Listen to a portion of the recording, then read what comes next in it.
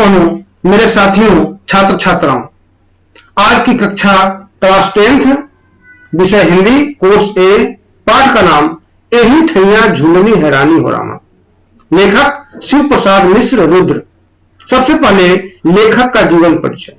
इनका जन्म 1911 ईस्वी, मृत्यु 1970 ईस्वी और जन्म स्थान काशी वाराणसी। लेखक बहुभाषाविद हैं। विभिन्न प्रकार की भाषाओं पर इनकी अच्छी पकड़ है, इसलिए इन्होंने अपने रचनाओं में काशी से अधिक प्रेम दिखलाई है और साथ ही साथ इन्होंने साहित्य की विभिन्न विधाओं जैसे उपन्यास, कहानी, नाटक, गीत, संगीत आदि पर समान रूप से लेखनी चलाई है। भैयावान,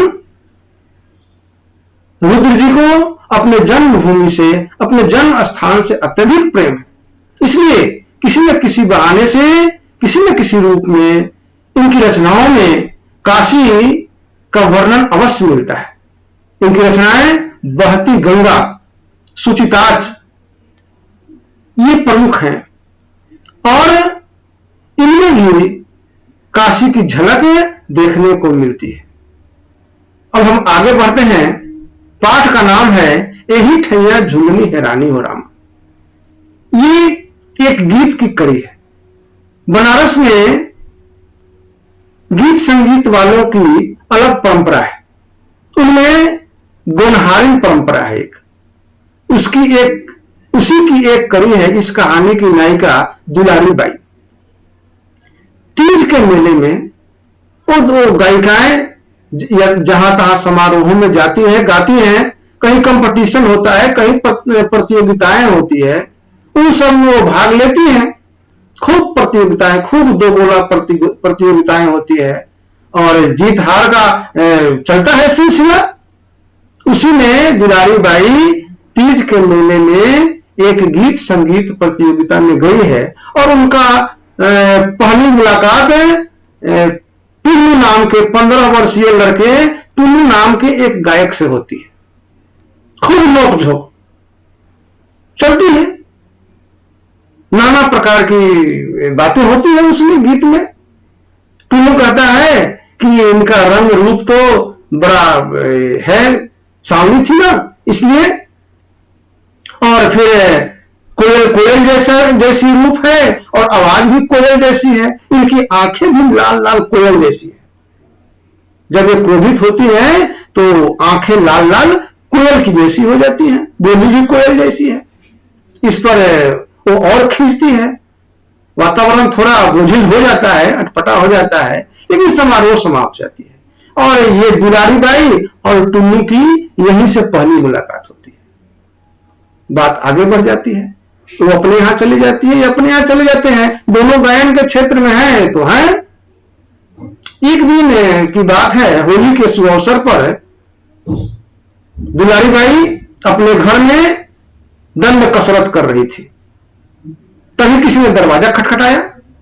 जब वह दरवाजा खोलती है तो देखती है कि टुन्नू महाराज हाथ में एक पेपर लपेटे हुए, कुछ लिए हुए उसके दरवाजे पर हैं।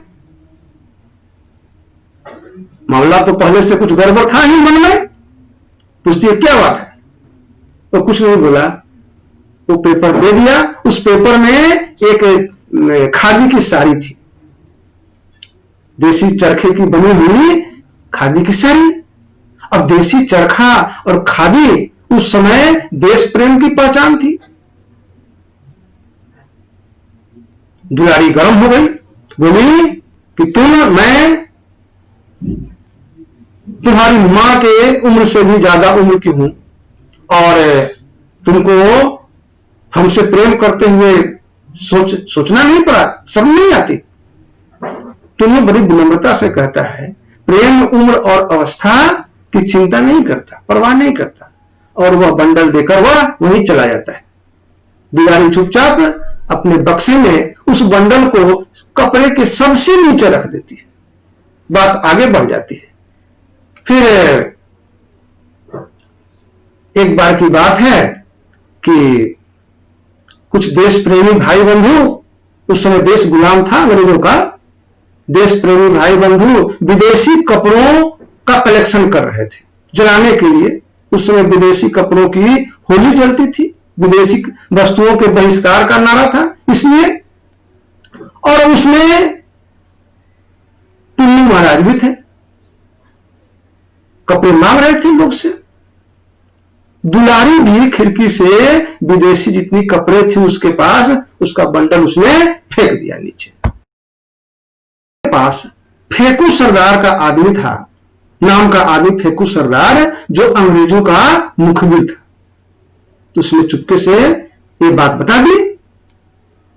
कुछ देर के बाद दुलारी बाई को झिंगुर नाम का एक लड़का था, उससे पता चला कि अंग्रेजों ने अंग्रेज जमादार ने टुल्लू का मर्डर कर दिया, खून कर दिया। टुल्लू को पहले बूट से, जूता के बूट से ठोकर मारा और उसे जबरदस्त चोट लग गई पसली में, मुंह से खून भी निकला और फिर अस्पताल जाते जाते उसकी मृत्यु हो गई। मन में तो झटका लगा दुलारी को, लेकिन क्योंकि मन ही मना, वह टुल्लू से प्रेम करने लगी थी, स्नेह था उसके प्रति उसके मन में। फिर तभी थोड़ी देर बाद वहां जमादार आया, थाने पर एक मीटिंग है, सद्भावना मीटिंग। सद्भावना मीटिंग में दुलारी बाई को गीत, सद्भावना मीटिंग में दुलारी बाई को गीत गाने के लिए बुलाया गया। दुलारी वो धोती निकाली जो टुल्लू दिया था, वो धोती पहनी और जाकर के बड़ी बोझिल मन से गीत गाती है, यही ठैया झुलनी हैरानी हो रामा, कासे मैं पूछूं, किससे पूछूं, मेरे नाक की लौ यहीं पर खो गई, अर्थात मेरा प्रेम यहीं खो गया। इस तरह से आप देख रहे हैं किस तरह से व्यक्तिगत प्रेम देश प्रेम में परिणत हो जाता है। अगले दिन संपादक महोदय ने